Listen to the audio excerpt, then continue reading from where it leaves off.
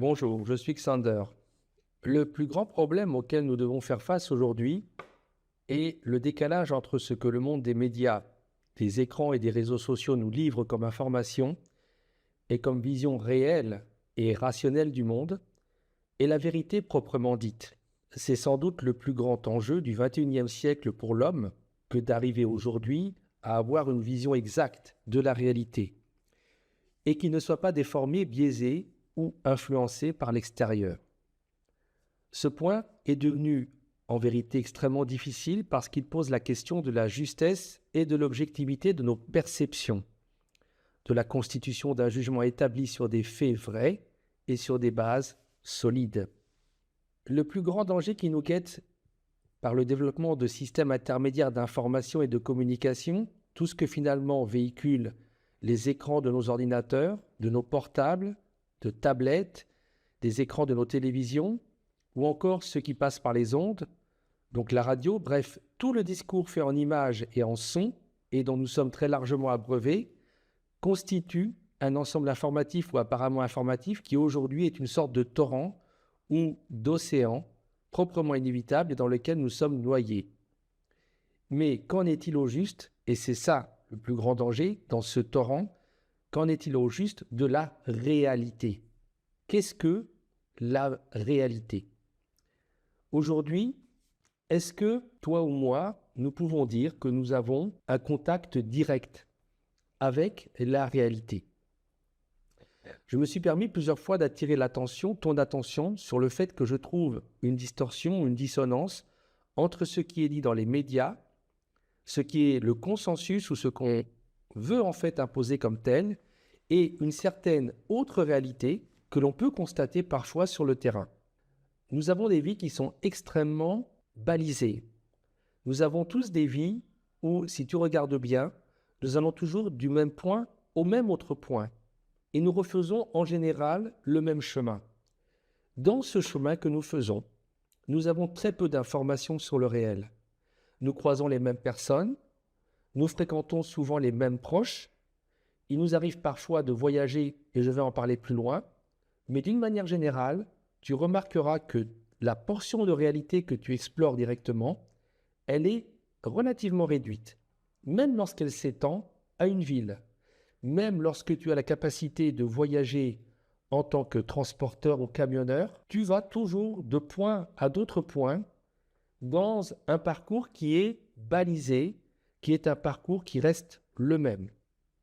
Le problème, c'est que quelquefois, tu as l'impression, tu as la perception qu'il existe autre chose, qu'il y a une autre réalité que celle plus vaste que tu vas chercher en général dans les médias, parce que tu as forcément cette curiosité, ce désir de connaître ce qu'il y a en dehors de ton monde.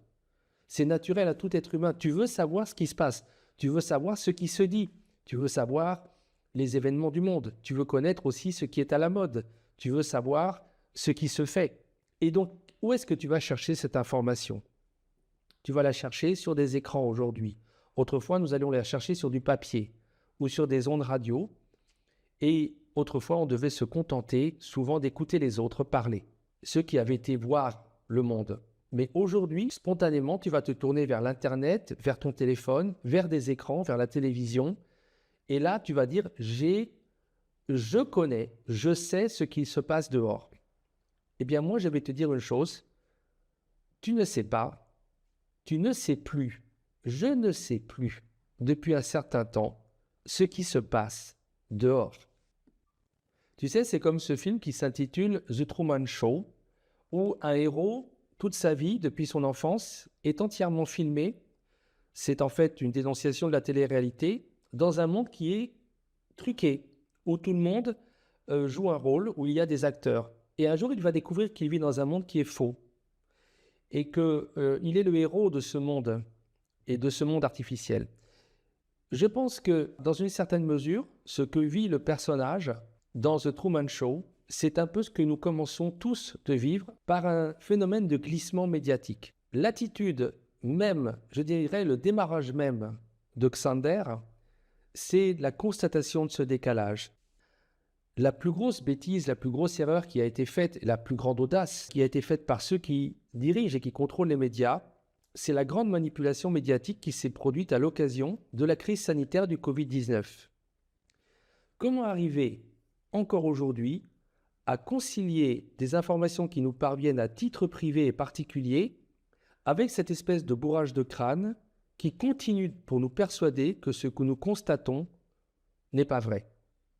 C'est peut-être ça qui est aujourd'hui le plus fascinant quand on regarde autour de soi. C'est qu'un mensonge a été mis en place, des mensonges, mais que ces mensonges persistent. Cela me fait vouloir te parler d'une notion intéressante, un concept un peu difficile, mais qui est très intéressant, dont je voudrais te parler, c'est celui de dissonance cognitive. La notion de dissonance cognitive a été inventée dans les années 1950 par un certain Léon Festinger.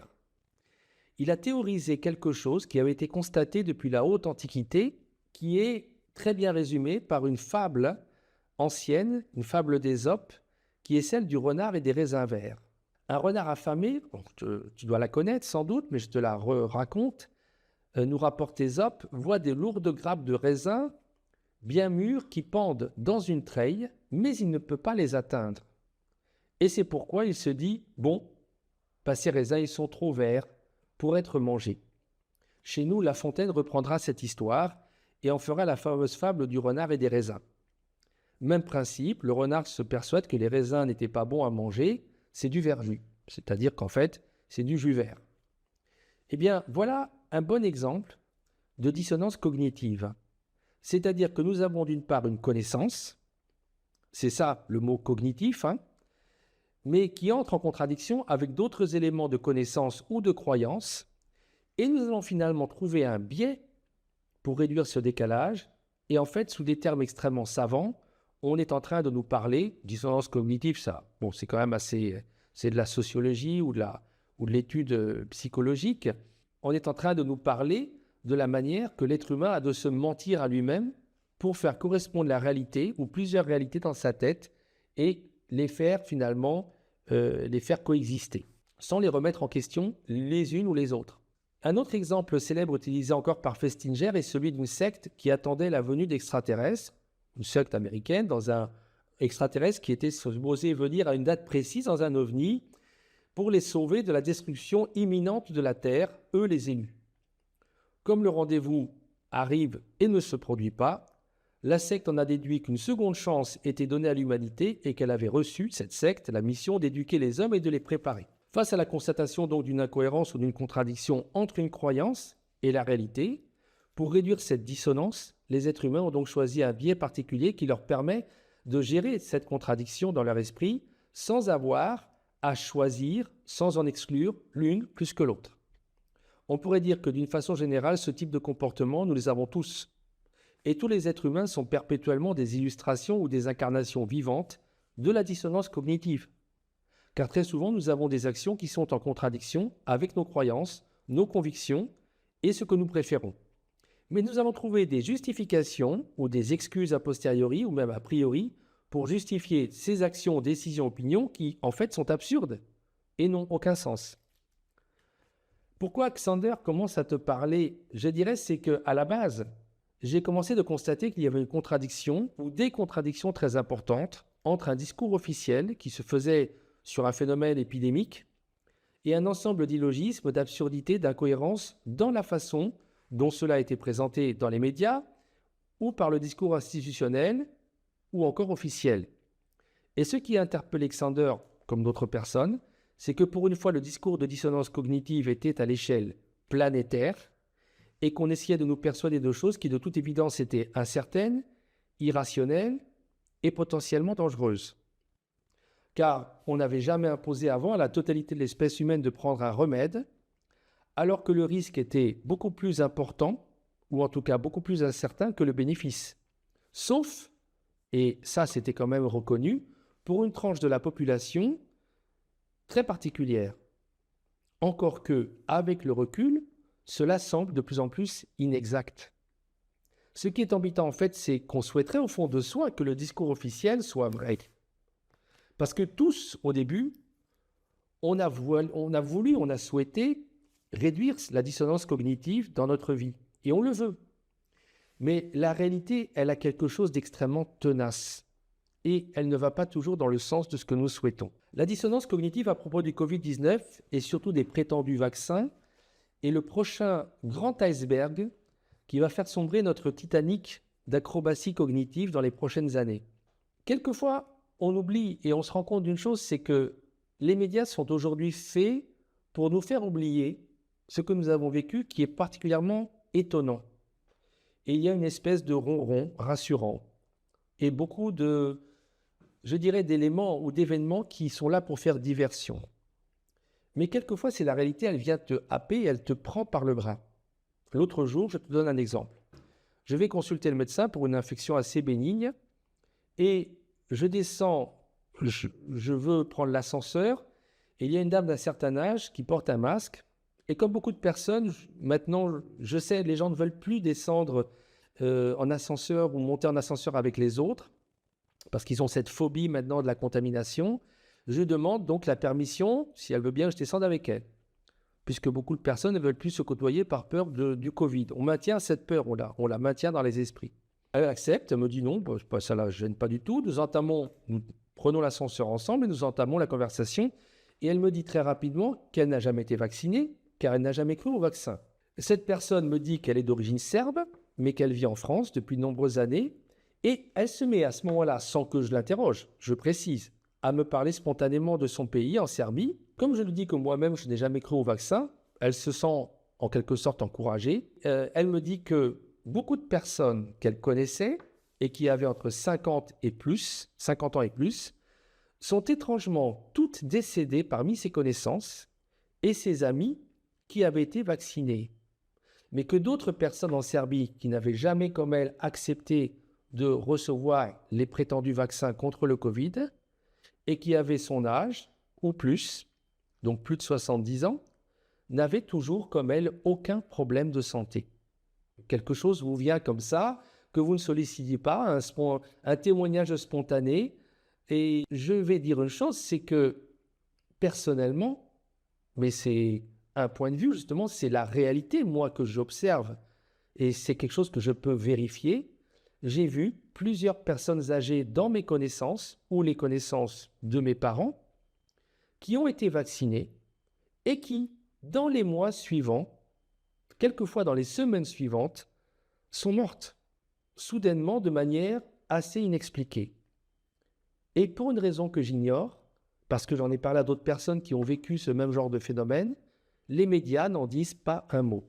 Pour le moment, en tout cas, car les vrais chiffres, à mon sens, sont contrôlés et masqués. Et on sait ce qu'on peut faire des chiffres de nos jours. Cette dame continue et me dit qu'elle va plus loin. Elle me dit qu'elle lit régulièrement les avis de décès, les nécrologies, les annonces nécrologiques finalement, des personnes de sa ville natale qu'elle connaît, parce qu'elle en connaissait bien sûr au-delà de son cercle d'amis, et qu'elle est frappée par la quantité de décès prématurés parmi ces personnes qui quelquefois avaient son âge ou étaient plus jeunes qu'elle. Elle me dit avoir mené sa petite enquête, donc là je trouve que là ça a été assez loin, je l'ai salué, je lui ai dit mais vous avez vraiment, voilà je dirais l'attitude de Xander, c'est quelqu'un qui essaye de savoir la vérité et qui va de lui-même essayer d'aller au-delà des apparences. Elle a mené sa petite enquête et elle m'a dit qu'elle a réussi à joindre des membres de ses familles, qui étaient souvent des connaissances lointaines, plus lointaines, et là, à chaque fois, ces personnes avaient été vaccinées. Alors, moi, j'ai salué son talent d'enquêtrice. Je me suis dit, voilà, quelqu'un qui, véritablement, a vraiment l'attitude de Xander et qui n'a pas attendu quoi que ce soit pour déjà avoir cette position dans sa vie. C'était une femme très alerte, très vive. Très rare qualité qui, à mon avis, si elle était plus développée, bloquerait beaucoup de bobards dans lesquels on nous enfarine depuis des lustres, mais aussi aurait permis que nous ne soyons pas dans une société où nous subissons à ce point, comme ce que nous vivons tous aujourd'hui, des contraintes qui sont présentées sous la forme de lois, sous la forme de décisions légales, sous la forme de choses institutionnelles.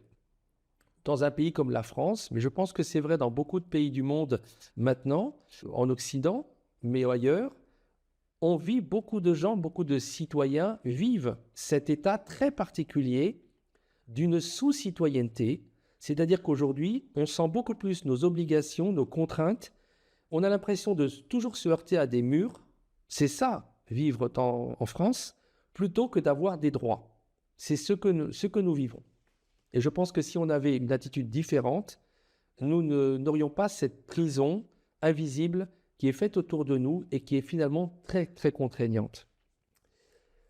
Voilà donc une information qui est communiquée par un canal privé, sans que je la demande. Et moi-même, je peux témoigner que j'ai assisté à la mort extrêmement rapide, en quelques semaines, d'une collègue dans mon métier qui avait plus de 70 ans et qui était en parfaite santé quelques semaines. Et après qu'elle ait été vaccinée, elle a subitement, sous nos yeux, commencé à subir une sorte de désorientation, de vertige, à perdre l'esprit et à tomber inconsciente. Elle a été évacuée par les pompiers, elle n'est jamais revenue. Et elle avait été vaccinée la semaine précédente. Et c'était une personne qui se portait comme un charme, auparavant. Coïncidence? Ces coïncidences comme ça, il y en a eu beaucoup. Nous disposons donc d'informations qui sont privées et qui nous indiquent que des personnes sont décédées rapidement après avoir reçu ces prétendus vaccins, alors même qu'elles étaient en bonne santé générale. Certaines étaient âgées, mais cette information est troublante, car elle est redite par beaucoup. Et pourtant, les médias continuent de publier des analyses prouvant que cela n'a pas modifié le taux de décès dans la population. Comment doit-on gérer ce type de dissonance cognitive? Comment faire? Il est probable qu'on peut étendre ce type de dissonance cognitive au monde de la finance, des banques, de l'économie, de l'environnement ou de la politique nationale comme internationale. Mais ici, je ne prends que l'exemple de la crise sanitaire du Covid-19. Mais je reste persuadé qu'il y a dans cette affaire une vaste manipulation, avec des intérêts financiers bien évidemment, mais pas que, et qui aboutira un jour ou l'autre à un des plus grands scandales de santé publique de toute l'histoire humaine. Mais la dissonance ou la distorsion cognitive, parce qu'on peut parler de distorsion dans des cas où la réalité est carrément tordue par un esprit psychologiquement dérangé ou dépressif, en tout cas, ce hiatus, ce fossé cognitif, on peut le constater dans de très nombreux autres domaines. J'ai été invité récemment aux États-Unis et je suis allé dans l'Ohio où j'ai pu constater que le mode de vie américain continue de favoriser énormément la production de déchets d'emballage.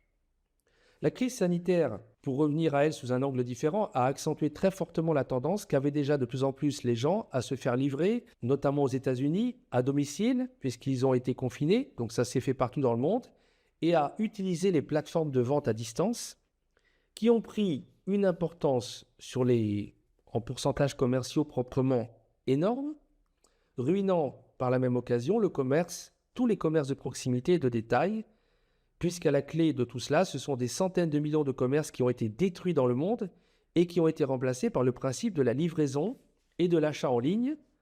Le monde américain donne déjà une idée de ce que sera en fait un jour la totalité de la planète. Il n'y aura plus de véritable commerce, mais juste de vastes entrepôts sur des kilomètres et des kilomètres, entrepôts de stockage qui permettront de livrer aux personnes directement chez elles tout ce dont elles ont besoin. C'est donc la fin d'une certaine forme de commerce. Et on pourrait dire que toutes les boutiques, d'une manière ou d'une autre, du monde, sont promises à disparaître. Mais le revers de cet avantage, puisque tout le monde maintenant préfère être livré et ne plus se déplacer, ce sont, quoi qu'on fasse, les emballages. Car j'ai constaté qu'il y avait toujours plus de plastique, de polystyrène ou autre pour finalement livrer tous ces produits, qu'ils soient alimentaires ou non alimentaires.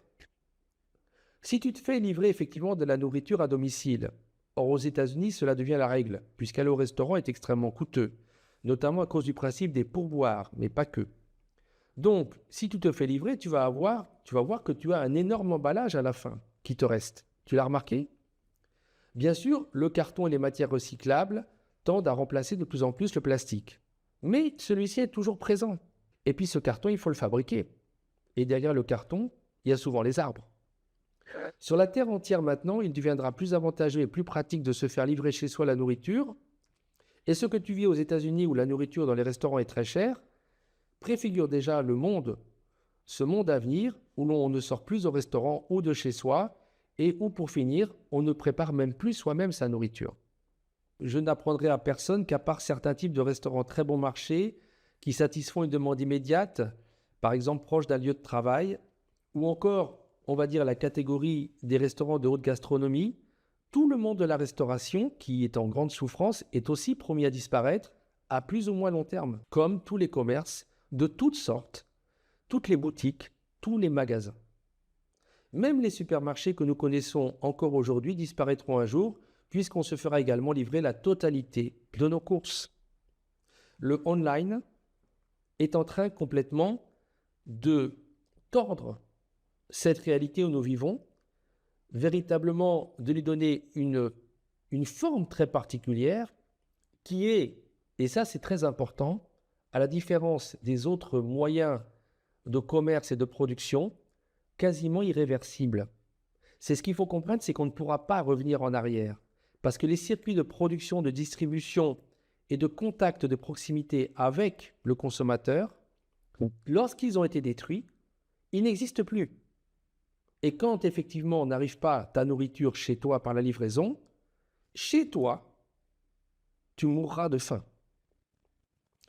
Ce qu'il faut comprendre dans cette évolution, c'est que l'homme est dépossédé en fait de la vie, de sa vie. Il est dépossédé de la réalité au sens plus général.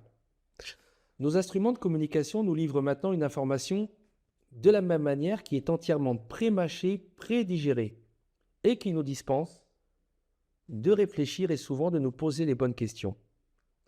Cette fameuse intelligence artificielle dont on nous rebat les oreilles est en fait le premier pas vers l'idiotie universelle, car elle va nous dispenser bientôt de réfléchir, d'écrire des histoires et toujours nous proposer des solutions plus faciles sans que nous fournissions le moindre effort, donc à la fin, elles vont nous dispenser de penser. Et enfin, on va nous dispenser de nous déplacer, et on le fait déjà, ou de vivre, parce que quand tu te déplaces, tu vis, de vivre la vie réelle et de faire une vraie expérience pour acquérir notre nourriture, ou bien des objets, puisqu'on nous livre tout à domicile. Il faut bien se rendre compte que ce que nous vivons, c'est une chose qui est très très fondamentale, très importante. C'est un principe de substitution de toute notre existence par des procédés qui en fait nous dispensent de penser, nous dispensent de nous déplacer, nous dispensent d'agir dans le monde, nous dispensent d'être, tout simplement. Et pour finir, le monde nous vient à travers des écrans et nous ne savons pas si c'est le monde réel, car on peut l'arranger comme on veut et on peut nous dire qu'on nous a sauvés, alors que peut-être on nous a inoculé des substances qui vont produire à la longue un raccourcissement de nos vies, des cancers fulgurants, des décès prématurés, des maladies auto-immunes, on ne sait pas. Le phénomène de l'hyperspécialisation de tous les domaines, qui est une façon de fractionner les savoirs humains, mais de les dissocier, de ne pas les relier entre eux, c'est, je dirais, l'élément supplémentaire qui s'ajoute et qui t'empêche de savoir exactement ce qui se passe autour de toi et ce qu'on te fait. Est-ce que tu peux vraiment, toi, qui as reçu 3 doses de vaccin, prétendu vaccin, me dire exactement ce qu'on t'a mis? Est-ce que tu sais exactement ce que tu as dans le corps? Est-ce que tu peux m'expliquer comment ça fonctionne? Est-ce que tu peux vraiment m'expliquer comment a été organisée toute cette ingénierie génétique qui était supposée t'empêcher de tomber malade? Or, en fait, les gens qui ont été vaccinés, pour autant, ou soi-disant vaccinés, sont aussi tombés malades. On va nous dire qu'ils l'ont été moins sévèrement. Mais comment le savoir si on n'a pas d'élément de comparaison? C'est une parole qui est un peu gratuite, car là, on n'a pas l'élément de comparaison entre regarder comment il aurait été, comment il est ayant le prétendu vaccin, et regarder comment il est ne l'ayant pas. Bien évidemment, tu vois bien que c'est un tour de con. Bon, et c'est comme ça, d'une façon générale. C'est comme ça que ça a fonctionné, cette histoire. Beaucoup diront sans doute, c'est le progrès, on ne peut rien y changer à ce phénomène de substitution et de mise à distance du monde par rapport à toi, par rapport à nous. Pourtant, est-ce que c'est cela vivre que de se faire livrer à domicile ou vivre la vie par procuration à travers des écrans et la réalité virtuelle. Est-ce que c'est cela exister que de toujours être obligé de croire sans avoir la capacité au niveau de notre intellect de vérifier les informations? Parce que c'est aussi quelque chose de grave pour la créature qui se prétend la plus intelligente de la planète. Or, une immense quantité, un immense pourcentage de ces créatures se laissent faire en ayant confiance et en ne vérifiant pas les informations sur la base desquelles elles acceptent de se laisser faire. C'est grave.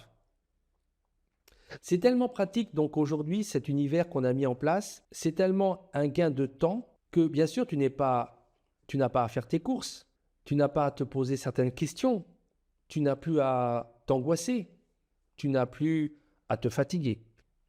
Mais qu'est-ce que aurait pu être ta vie si, au lieu de te faire livrer cette chose qui arrive chez toi emballée dans un carton, tu étais allé faire tes courses toi-même?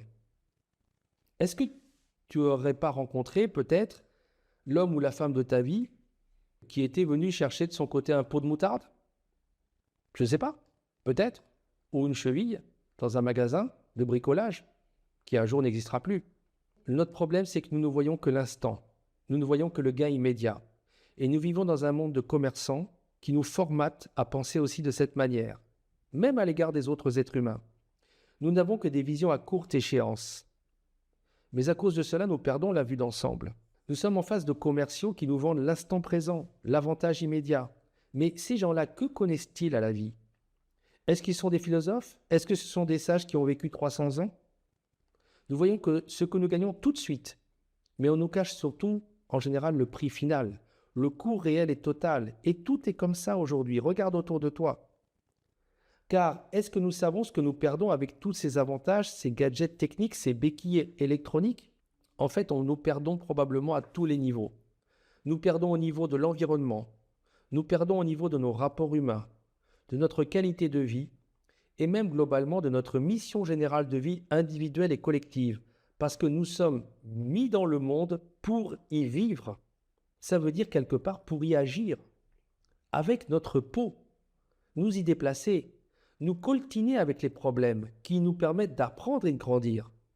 Mais ce monde qu'on nous propose, où presque on nous dit « vous n'allez plus mourir », parce que c'est ce qu'il y avait aussi à la clé de ces remèdes liés à une soi-disant pandémie. On ne veut plus que vous mouriez. Mais il y a plein de gens qui sont morts. Et visiblement, ce qui est bizarre, c'est qu'on dirait que dans l'obscurité, dans l'anonymat, il y a plein de gens qui meurent. Ça a l'air d'être une grosse arnaque. Il y a une certaine naïveté à ne pas voir les conséquences inéluctables dans la matière de ce déplacement des énergies. Parce que, comme je t'ai dit, on a toujours une approche par la matière de tout ce qui se passe. Mais si tu bascules ton point de vue et que tu regardes le monde avec un angle différent, c'est-à-dire à voir surtout que tout est un jeu d'énergie.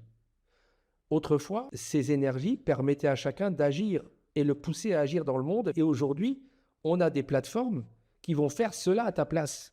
Mais donc, ces plateformes ou ces systèmes vivent aussi à ta place. Et elles travaillent aussi à ta place. Ça, c'est aussi un aspect qui est assez intéressant. La machine, l'électronique, on nous montre dans les films et les romans d'anticipation que les machines remplacent l'homme. Robot vient du tchèque robota qui veut dire travail. C'est en fait une machine qui travaille à la place de l'homme. Mais a-t-on conscience que l'aboutissement de ce processus rend absolument superflu dorénavant aussi la main-d'œuvre humaine? Cela seul qui avait justifié, on pourrait dire aux yeux des maîtres du capital autrefois, la prolifération d'une main-d'œuvre à leur service, et qu'ils appelaient d'ailleurs les prolétaires. Prolétaire, c'est le mot prolès qui veut dire enfant, parce que les prolétaires n'avaient pour seule possession que leur progéniture. Les prolétaires, le capital les laissait se multiplier parce qu'il en avait besoin comme petites mains, comme main-d'œuvre. Ne comprend-on pas qu'à terme, une grande population humaine va devenir totalement inutile, mais même pesante, et qu'elle semblera de plus en plus superflue aux personnes qui tiennent les rênes du pouvoir? Et on ne parle pas ici des politiques, mais de ceux qui possèdent en vérité 95% de la richesse mondiale et qui sont une infime minorité d'individus. Notre problème, c'est que nous ne voulons jamais réfléchir. ni pousser jusqu'à leur terme les conséquences de ce que nous voyons, de ce que nous observons et de ce que nous acceptons. Parce que le problème, il est là, c'est que on te dit des choses, tu sais, c'est comme dans les contrats. Il y a plein de pages, il y a des choses écrites en tout petit. Et à la fin, il y a marqué « signé, lu et approuvé ». Le monde entier dans lequel nous circulons aujourd'hui, il fonctionne comme ça. C'est un monde où en fait, on ne te donne pas les moyens de savoir ce que tu acceptes, mais on te force par différents procédés à l'accepter. On a forcé les gens à se faire vacciner parce que sinon ils ne pouvaient pas travailler et se déplacer. Objectivement, ce sont des choses qui doivent être poursuivies devant un tribunal mondial parce que c'est un abus des droits humains. C'est une atteinte aux droits de l'homme. Mais ça a été fait. Mais personne ne relève que là, nous avons un cas qui juridiquement est une atteinte grave aux droits de l'homme tels qu'ils sont définis, par exemple, par notre Constitution en France, mais pas que, dans d'autres pays également. Et pourtant, on l'a fait. On décide à notre place du monde actuel tel qu'il existe. Et on a organisé des pressions apparemment naturelles, mais qui ne le sont pas. Ou qui sont apparemment légales, mais qui ne le sont pas. Parce que tous ces siècles de combats qu'on a fait pour défendre la démocratie, pour faire que les individus ne soient pas traités n'importe comment, récemment, on les a totalement bafoués, piétinés, pour défendre une tranche de la population la plus âgée. Est-ce que c'est logique? On n'a jamais vu une société humaine faire ça, puisque la base des sociétés d'avant, c'était les femmes et les enfants d'abord. C'est-à-dire pourquoi les femmes et les enfants? Parce que les femmes s'occupent des enfants qui sont l'avenir de l'humanité. Mais nos enfants n'ont pas été mis en danger par le Covid-19. Mais on a détruit des dizaines, des centaines de millions de vies humaines professionnellement. Et même donc à partir de là, on a détruit des vies, on a fait mourir des gens.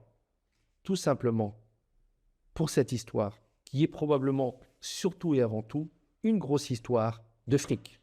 Combien de virus trafiqués depuis Ebola, le sida, qui sont venus nous terroriser, ont été présentés comme des menaces naturelles? Quel sera le prochain virus pour nous contraindre comme des moutons à aller dans une direction plutôt qu'une autre, ou bien nous sacrifier collectivement? Accentuer un changement de société, hâter des changements ou des mutations biologiques, mais tout ça qui fait à terme de nous, de l'être humain, une donnée sacrifiable. S'opposer au monde de la virtualisation de la vie, c'est tout simplement s'opposer à la suppression à terme de la vie, de la nécessité de la vie. Il y a une énorme différence entre tous les outils que l'on a créés depuis la roue, le silex ou la hache ou la vis sans fin, jusqu'aux automobiles, aux trains, aux avions, donc tous ces outils et les outils de communication moderne dont la radio fut plus ou moins l'ancêtre. Il y a une différence fondamentale. On dit souvent que les moyens de communication sont des outils, comme les autres. Mais en fait, on pourrait dire qu'il y a une différence qui est très importante.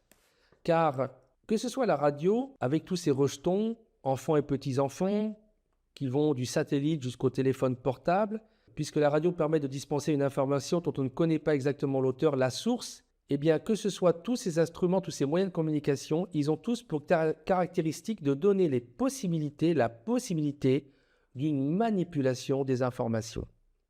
Et c'est là où on ne peut pas simplement parler d'outils. Ils appartiennent à une catégorie très différente. Ce sont des moyens de transmission. Mais les moyens de transmission peuvent être utilisés pour transmettre des mensonges. Orson Welles en a fait une démonstration exemplaire. Ce cinéaste proprement génial, il a utilisé pour se faire connaître tout d'abord sur les ondes radiophoniques, il a utilisé un roman d'un auteur d'anticipation, Herbert George Wells, qui s'intitulait La guerre des mondes et qui racontait l'invasion des États-Unis ou de la Terre par des extraterrestres venus de Mars. Or, il a simplement lu des extraits, en les arrangeant un peu, de ce roman. Et il est arrivé par la radio à créer une véritable panique chez les Américains qui ont pensé qu'il y avait invasion avec des extraterrestres et des soucoupes volantes. Cet épisode n'est pas anodin. Et ce génie qui était Orson Welles nous dit déjà, car comme toujours il y a dans les films, je t'ai dit, des vérités profondes ou dans les créations ou certaines créations artistiques, il nous explique à quel point les médias et les moyens de communication modernes sont une possibilité de nous tromper, de nous manipuler et de faire de nous des êtres sans volonté, sans raison, de pures marionnettes que l'on terrorise, que l'on fait aller de droite ou de gauche. Ce que nous avons vécu récemment avec tous les médias qui ont passé leur temps à souffler le chaud et le froid, mais surtout à nous terroriser sur la question du Covid-19, moi me rappelle cet épisode radiophonique de La Guerre des Mondes de Orson Welles à partir d'un roman de Herbert George Wells. Donc il y a eu, à partir de la création de la radio et ensuite de tous les nouveaux moyens modernes de communication et de transfert, de transport de données et de pseudo-information, ce que j'appellerais le début d'une fracture cognitive qui a commencé petite, mais qui s'est opérée là et qui n'a cessé de grandir. C'est là qu'a commencé cette fameuse fracture cognitive, avec le pouvoir de la radio. Si on regarde l'histoire de la propagande, et certains régimes, comme le régime nazi, nous en donnent une bonne image, mais il y a aussi la propagande avec le stalinisme et le communisme. On comprend à quel point les moyens modernes de communication ont créé une fracture, ont créé quelque chose dans notre manière de percevoir et de manipuler, de comprendre et de maîtriser le réel. Et c'est pourquoi nous sommes aujourd'hui davantage en danger que nos prédécesseurs qui existaient avant l'invention de ces moyens de communication modernes. Ce ne sont pas des outils, ce n'est pas ainsi qu'il faut les considérer. Par conséquent, jusqu'au début du XXe siècle, tous les outils que l'homme avait faits étaient des prolongements de ses membres, de ses bras, la faux, la charrue, de ses jambes, les moyens de transport. Donc il faut comprendre que ces moyens, qui sont les moyens de communication qui culminent avec l'intelligence artificielle, ne sont pas des prolongements, comme on pourrait le croire, de notre cerveau. Ils ont en fait une vocation, et c'est beaucoup plus tordu, à s'y substituer.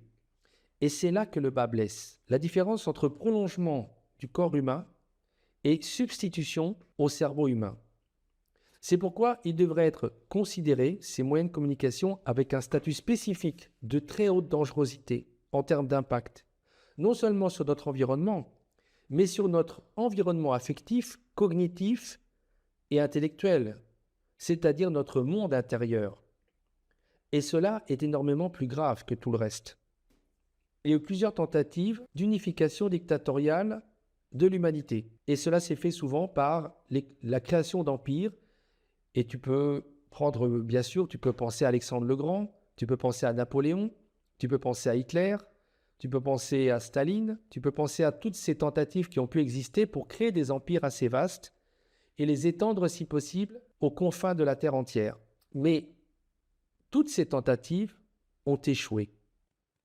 Pourquoi ? Toutes ces tentatives ont échoué parce qu'elles se sont heurtées en face à la possibilité d'avoir une information différente. Mais ce que les personnes qui sont tentées par le contrôle absolu ont enfin compris, c'est que ce n'est pas par les actes de guerre, par la domination militaire, que l'on peut dominer la terre entière, mais en fait par la maîtrise des moyens de communication. C'est là où on peut gagner. C'est là où on peut véritablement contrôler, maîtriser de façon radicale la totalité de l'humanité. Aujourd'hui, le monde des médias, le monde des réseaux sociaux, le monde des écrans, le monde, je dirais, de la vie artificielle qui est prête à consommer, qui est livrable à la maison, tout empaqueté, tout cela va finir par se substituer à tout notre cortex sensitif et cérébral, c'est-à-dire notre boîte crânienne, notre système nerveux central. Et là, c'est infiniment plus sensible, car nous entrons dans la duplication de notre individualité intérieure. Et on n'est plus dans le prolongement de notre moi via des outils. Tu vois la différence? Il ne s'agit pas, avec un esprit arriéré, de s'opposer au progrès, mais de voir que ce progrès va dans une direction qui, à terme, menace la plus grande partie de la population humaine, qui va devenir un fardeau, parce que ne produisant plus rien et ne servant à rien. Ces moments faciles de facilité où tu te fais livrer la vie à domicile, cela ne va avoir qu'un temps. Parce que même toi, en tant que consommateur, qui ne produit peut-être plus rien, tu vas devenir une donnée inutile du système. Une petite quantité d'êtres humains, par contre, entend bénéficier de tous ces avantages un jour et se partager la planète. Et cette petite quantité existe déjà, puisqu'elle est en fait à l'initiative et à l'origine de toutes ces transformations. dont d'ailleurs au passage, elle tire d'immenses profits. C'est gagnant-gagnant.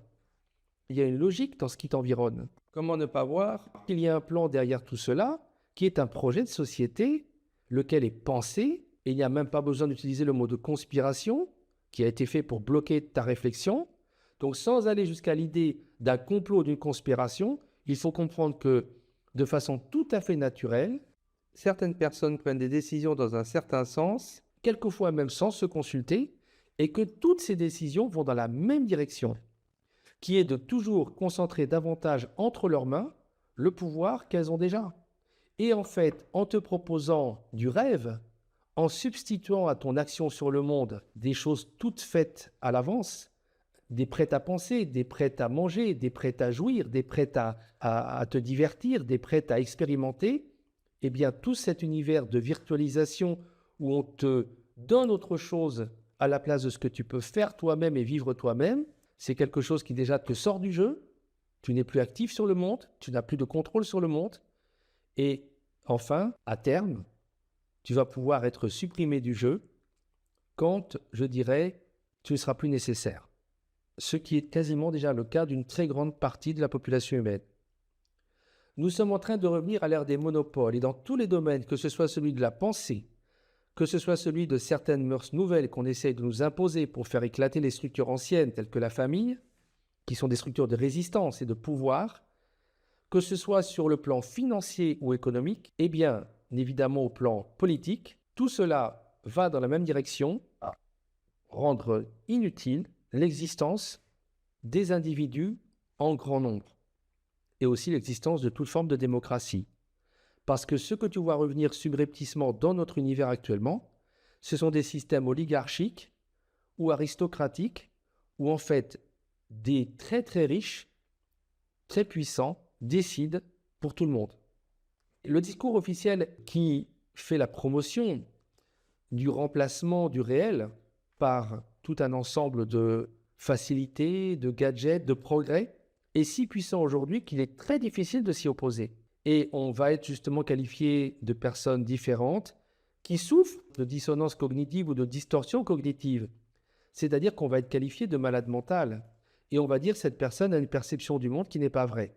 Et là, on touche le cœur du problème. Quand on en arrive déjà dans une société à créer des concepts comme conspirationnistes, complotistes, et à désigner, à ostraciser des gens en disant il y a une catégorie de personnes malades, qui sont des malades mentaux, qui pensent qu'il y a un plan, qu'il y a quelque chose, et ces personnes-là sont des asociaux, sont des personnes dangereuses, on est arrivé à un stade où il n'y a déjà plus de liberté de penser. Et c'est ça que ça doit nous indiquer. Quand on commence à fabriquer ce genre de catégories de concepts, on est déjà dans un monde qui n'est plus libre. C'est pourquoi on touche là le cœur du problème. C'est pourquoi par exemple, un réalisateur très pessimiste et très lucide, un peu anarchiste, comme John Carpenter, refait un deuxième opus après New York, son film d'anticipation New York 1997, il refait Los Angeles 2013, il termine son film par la destruction de toutes les formes d'énergie électrique et électromagnétique. Électrique d'ailleurs, il n'est pas un peu prophétique Carpenter? Parce qu'on voit que le tout électrique, c'est ce vers quoi nous allons. Alors tout s'arrête, notamment les satellites, et cela libère, c'est ce qu'il montre, enfin les êtres humains sur la planète. On n'a plus de technologie, mais ça permet de faire un retour au départ, de recommencer à zéro et de remettre tout le monde à égalité. Le monde après nous, le film dont je t'ai parlé dans un précédent message, ne propose d'ailleurs finalement pas une autre solution que cette solution radicale des satellites hors service, pour nous libérer et nous déconnecter une bonne fois de cette matrice qui est subjugante et aliénante. C'est tout un ensemble d'outils technologiques avec au sommet les fameux satellites de communication désormais si nombreux dans le ciel qui sont comme autant dieux espions qui volent aux êtres humains leur vie, qui leur volent aussi leur capacité de rêver et qui font appel à leur paresse intellectuelle, à une paresse physique. C'est tout cet ensemble de systèmes technologiques qui volent à l'être humain, à nous, la possibilité de vivre un apprentissage de vie intéressant, de vivre de manière riche, véritablement humaine. Est-ce qu'il faudra en venir à déconnecter totalement l'Internet, à livrer une sorte de guerre comme des extrémistes à la manière de Greenpeace contre les téléphones portables et tous les écrans? Mais alors il faudrait aussi s'attaquer aux plateformes de vente en ligne et de livraison. Vaste programme. Et là, on serait assez surpris de voir à quel point l'armée, les institutions vont contre-attaquer avec une grande virulence pour défendre pourtant des biens et des intérêts soi-disant privés. Ça aussi, c'est quelque chose qu'il faut que tu regardes de près. Le privé s'est immiscé partout dans le public. Le privé qui a beaucoup de fric, le privé qui a beaucoup d'argent, il contrôle aujourd'hui le public. Pose-toi les bonnes questions. Si certains milliardaires, si certaines personnes très riches, aujourd'hui, n'ont pas le droit de vie et de mort, ne font pas la pluie et le beau temps dans les pays. Et ça, c'est très important. Parce que, à nouveau, c'est le retour des seigneurs. À nouveau, c'est le retour d'une oligarchie. À nouveau, c'est la fin de toute forme de république et de démocratie. Moi, je trouve toujours intéressant, si tu as une visite à faire, c'est d'aller aux États-Unis si tu en as l'occasion, car tu vas y voir le monde de demain. Les États-Unis ont toujours à peu près 10 ans d'avance sur le reste de la planète. Et ce que l'on voit aux États-Unis fait peur. Les Américains sont terrifiants car ils ne savent pas que la Deuxième Guerre mondiale est finie. Les Américains sont toujours en guerre. D'un côté, il y a leur complexe militaro-industriel qui leur donne toujours envie d'étendre leur mode de vie au reste du monde et de le défendre. Et de l'autre, cette façon qu'ils ont eu de transformer leur immense territoire en une vaste plateforme sillonnée de longues autoroutes qui permet d'aller d'un endroit à un autre de consommation, à un autre endroit de consommation, mais qui désormais servent surtout aux camions de livraison pour acheminer les achats en ligne et aux coursiers pour apporter la nourriture. C'est ce monde qui va venir partout. C'est ce monde déshumanisé. C'est ce monde sans rapport humain. Ce monde où chacun est amené à une forme de solitude terrible qui nous est prédit par ce que l'on peut voir dans la vitrine américaine. Le monde de demain est un monde où on ne se déplacera plus pour vivre sa vie, où on se fera livrer sa vie à domicile, où on se fait déjà livrer l'information et le savoir à domicile, dans nos téléphones portables, sur nos écrans. Mais où et quand vivons-nous? Tous ces êtres humains et femmes qui passent leur temps connectés à leur portable finissent tous par avoir leurs esprits dans leur portable. Leur intelligence, leur âme devient standardisée. Car ceux qui ne voient pas que ces instruments formatent les esprits et les amènent à penser tous la même chose, alors ces gens-là ne voient rien. Regarde maintenant ce qu'il y a dans la tête d'un homme et d'une femme. Quelqu'un qui est formaté et qui vit à l'heure des portables. C'est toujours la même chose. Est-ce qu'on peut trouver maintenant des gens différents les uns des autres? Quel intérêt pour moi aujourd'hui de rencontrer un homme ou une femme et d'en faire mon partenaire de vie, puisque cet homme ou cette femme a toujours les yeux rivés sur son écran et il a dans la tête les mêmes idées qu'un autre homme ou qu'une autre femme, dans un autre appartement, dans une autre boîte, où il se fait livrer les mêmes objets et presque la même nourriture. Tu peux me dire l'intérêt? Ce sont les petites différences alors dans les formes des corps humains? Mais ça même, c'est en train de se réduire grâce au miracle de la chirurgie esthétique et à la modélisation, à la standardisation des canons de la beauté qu'on t'impose. Bien évidemment, l'intelligence artificielle va conduire à l'idiotie universelle de l'être humain, parce que nous aurons tous les mêmes pensées. Et même nous n'aurons même plus besoin de penser. Nous allons tous manger la même bouffe, nous nous habillons déjà tous pareil, tu l'auras peut-être remarqué, parce que quand tu vois quelque chose qui est en ligne sur une plateforme, eh bien sache que cette chose, elle va être aussi portée par un autre être humain. Et que cette nourriture que tu vois, elle va aussi être mangée par un autre être humain. Mais toutes les expériences qui sont aujourd'hui unifiées, uniformisées par le système de la robotique et de l'informatique, qui est une suite de 0 et de 1, eh bien elles ne vont faire à la fin que des êtres humains qui sont standardisés et robotisés. Donc à un moment, quel intérêt de les garder en vie? Tu peux en avoir qu'un seul, pourquoi tu en aurais des millions ou des milliards? L'être humain aussi aujourd'hui se voit dépossédé de sa personnalité, de son individualité, de son originalité. Parce que c'est ça l'intérêt de vivre. Quand tu voyages ou quand tu vas voir d'autres personnes, tu vois des formes de visage, des formes de corps, des façons de parler qui sont très différentes. Mais tout ça, c'est promis à disparaître. C'est ça en fait la grande dissonance cognitive. C'est qu'aujourd'hui on peut nous raconter n'importe quoi. On peut nous dire qu'on a été sur la Lune, mais est-ce qu'on y a été? On pourra nous dire demain que les hommes viennent d'atterrir sur Saturne et nous montrer des films réalisés avec des images parfaitement convaincantes et qui pourtant n'auront jamais existé. C'est-à-dire que sous nos pieds, tout s'effondre, mais qu'à l'intérieur de nous, tout s'effondre aussi. Et ça, cette double attaque, on ne peut pas l'accepter. Aujourd'hui, nous vivons dans un monde où le factice peut remplacer la vie réelle. Lorsqu'on veut refaire un énième épisode de la série des Indiana Jones, il n'y a pas de problème à faire jouer en 2023 un Harrison Ford qui est aussi jeune que dans les premiers épisodes, alors que c'est aujourd'hui un homme âgé avec des rides et le visage affaissé. Il n'y a donc même plus besoin pour finir d'acteur. Et ce qu'on salue là comme une prouesse technologique extraordinaire, parce que c'est vrai que c'est frappant de voir un film où on voit Harrison Ford et on a l'impression qu'il a 30 ans. Eh bien, en fait, c'est le requiem, c'est l'acte de décès de l'actorat et de l'être humain. C'est-à-dire que ce qui est né dans le théâtre antique en Grèce, dans les amphithéâtres, eh bien, cela est promis à une disparition certaine et définitive. Partout, même là où il y avait encore un petit rôle pour prêter son corps à des fictions et à des mises en scène pour l'être humain, eh bien, c'est petit à petit éliminé, gommé, évacué. Comment ne voit-on pas ce qui se passe à la clé, à savoir le pouvoir absolu des machines, de l'informatique et de l'électronique, et puis l'annihilation, la suppression tout simplement de l'être humain qui a créé ces instruments de substitution de sa propre personne, de son propre cortex et pour finir de son propre corps. Parce que là, je peux m'adresser à ceux qui sont derrière tout cela et qui se croient comme toujours très intelligents, parce qu'ils se croient très malins. Ils pensent qu'ils vont pouvoir utiliser, après avoir réduit la population mondiale, ces merveilleux prodiges de la technologie à leur service. Mais ils se trompent. Parce que ce que nous disent les films de science-fiction depuis longtemps, à savoir que les machines, les robots, les ordinateurs vont entrer en guerre contre nous et nous détruire, ça va se faire aussi, mais de façon beaucoup plus soft et insensible que dans ces super productions hollywoodiennes où des robots Terminator, c'est-à-dire des cyborgs, tirent sur des êtres humains avec des fusils laser. On n'en viendra pas là. Par sa simple inutilité, car la nature a horreur du vide, l'homme va tout simplement diminuer quantitativement puis quasiment disparaître. Car ce qui n'est pas en grand nombre dans la nature est toujours extrêmement menacé de disparition ou d'extinction. Ça, il faut le savoir, c'est une très grande loi universelle, c'est une des premières lois de la nature contre laquelle il a été institué, on le voit dans la Bible, mais on le voit ailleurs, le fameux croisser et multiplier qui est gage de notre survie.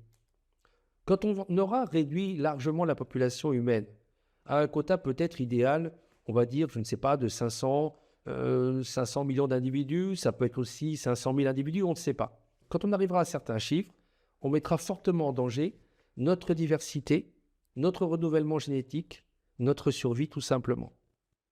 Sans le savoir, ceux qui pensent que pour le bien de l'humanité, il faudrait qu'elle soit très réduite en nombre et qu'elle soit ainsi adaptée à la durabilité de la Terre, autre concept actuel très à la mode, vont préparer les conditions de l'extinction de l'humanité. Mais ils ne le savent pas car ils sont eux-mêmes manipulés, je dirais, par tout un ensemble de pensées basses, de vibrations négatives qui leur échappent totalement. Pour finir, c'est assez amusant, quand il n'y aura plus d'êtres humains, les robots, les ordinateurs et les machines ne vont pas se mettre à triompher. C'est bien pire, elles vont tout simplement entrer en état de veille. Et ainsi se fera le grand silence, un grand silence où les hommes et les enfants, bien sûr, ne seront plus là, ces hommes et ces enfants qui remplissaient l'espace du bruit de leurs cris et de leurs rires. L'intelligence artificielle ne sera jamais une intelligence véritable.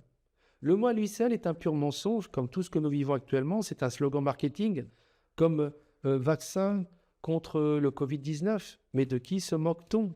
Comment peut-on même accepter ça? C'est une insulte à notre intelligence. Justement, nous qui avons une intelligence, nous qui avons été dotés de cela.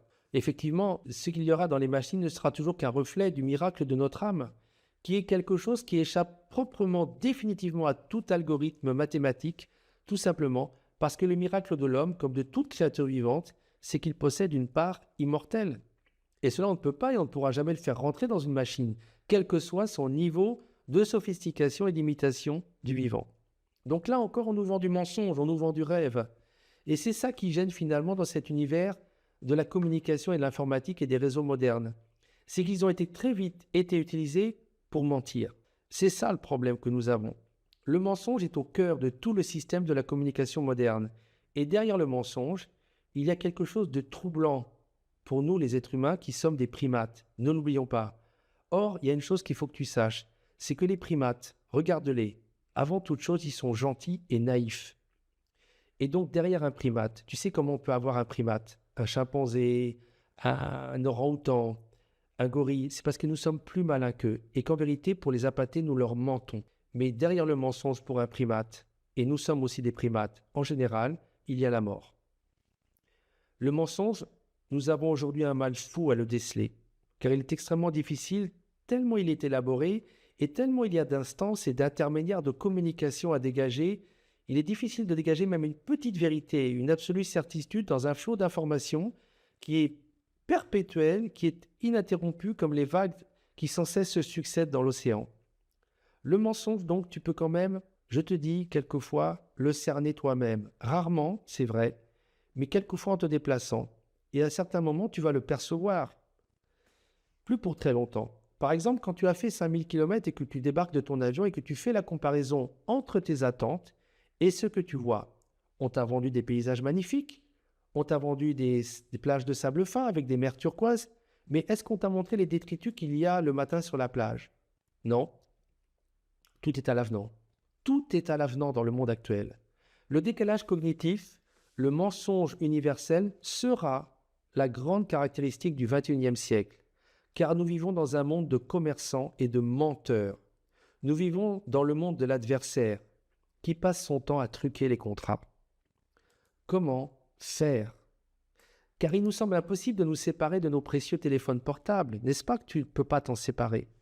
Il nous semble impossible de nous séparer de nos indispensables ordinateurs, de notre si fascinant Internet, de nos réseaux sociaux si amusants et si distrayants, qui nous donnent l'impression que des gens nous aiment, qu'ils s'intéressent à nous et que nous existons vraiment et que le monde est joyeux.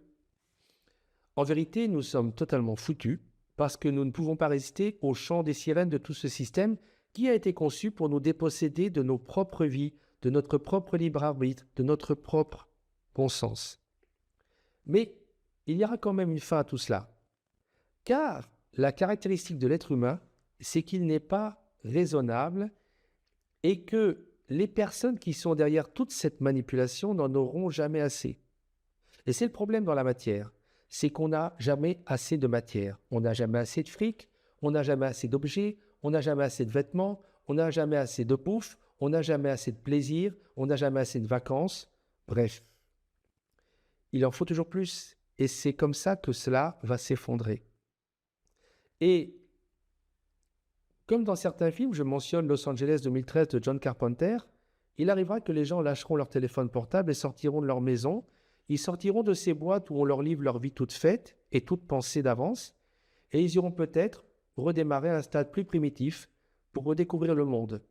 Alors c'est sûr qu'ils vont souffrir, ils n'auront peut-être plus l'assistance médicalisée et ce monde ouaté dans lequel ils veulent maintenant toujours évoluer, mais ils vont connaître, grâce à certaines souffrances, certains plaisirs intenses qu'ils ont totalement aussi oubliés. Et puis, ils tireront les enseignements de cette grande illusion, de cette grande tromperie, dans lesquelles nous avons tous été séduits pendant tellement de décennies, entre la fin du XXe siècle et peut-être le premier quart, et j'espère pas la première moitié du XXIe siècle.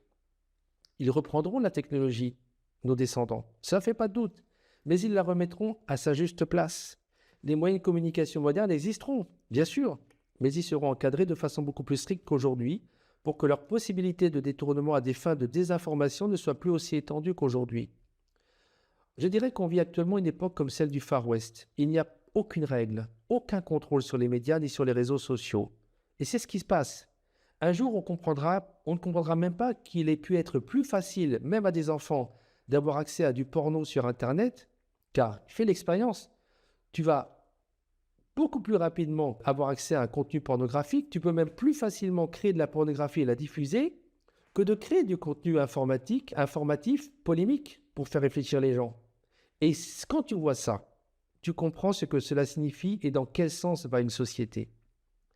Tu mets moins de 3 secondes pour trouver du porno, mais combien de temps te faut-il pour trouver des véritables chiffres et des informations un peu différentes de ce que disent les médias officiels sur la question du Covid-19 et sur les effets des prétendus vaccins?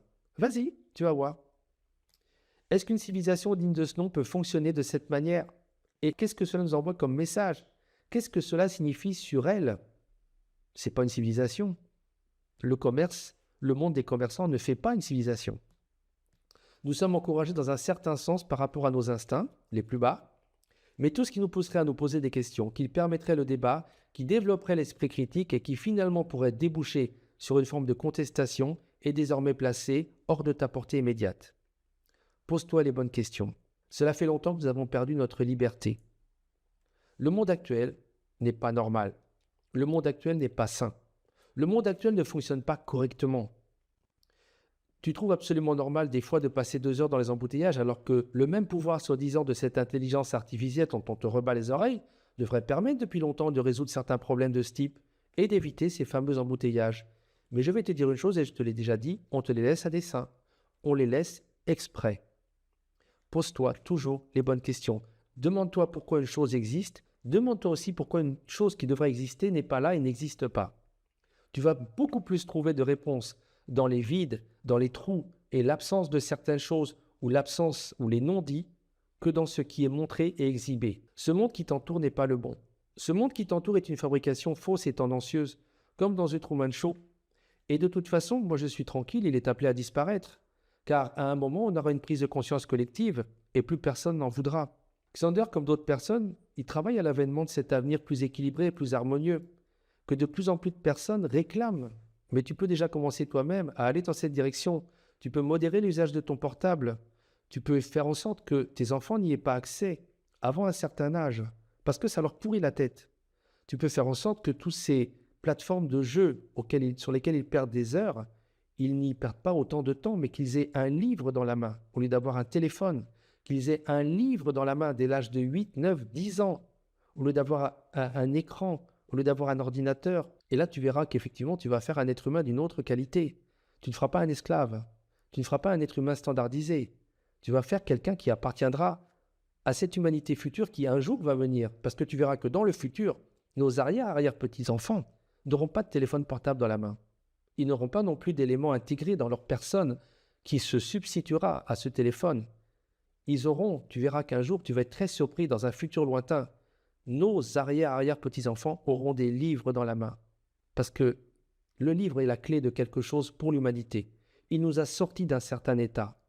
Il nous remettra aussi sur notre trône et il nous permettra de recréer ce qu'on appelle, et qui n'existe pas actuellement, une civilisation. Tu peux donc essayer de t'informer déjà autour de toi en ouvrant les yeux. Tu peux faire preuve de curiosité intellectuelle et ne pas gober tout ce que disent les médias en te faisant ta propre opinion, en essayant de se soustraire au système de la société consumériste et commerçante qui standardise tout le monde et qui conforme et qui moule l'individu dans un monde finalement d'égoïsme narcissique et de jouissance vide. Tu peux te construire en lisant et en recherchant et en essayant de comprendre par des approches différentes le monde, notamment en essayant d'étudier certaines philosophies spirituelles, certaines notions qui sont plus élevées et qui vont t'élever. On a tous la possibilité de nous émanciper, d'ouvrir les yeux, de nous éveiller. C'est en fait le grand défi que chacun d'entre nous a aujourd'hui, parce que nous plongeons tous en ce moment. On n'a jamais vu l'humanité descendre à ce point. On n'a jamais vu les gens si agressifs, on n'a jamais vu les gens si malheureux, on n'a jamais vu les gens si associables et si vides en même temps. J'ai fait le maximum pour te donner des pistes pour que tu puisses éveiller et continuer par toi-même ce combat pour rester intelligent, lucide et éveiller les autres. Je sais que ce n'est pas facile, mais ce que je sais, c'est que nous avons tous été faits pour ça. En fait, nous ne vivons que pour cela. Je te dis à très bientôt.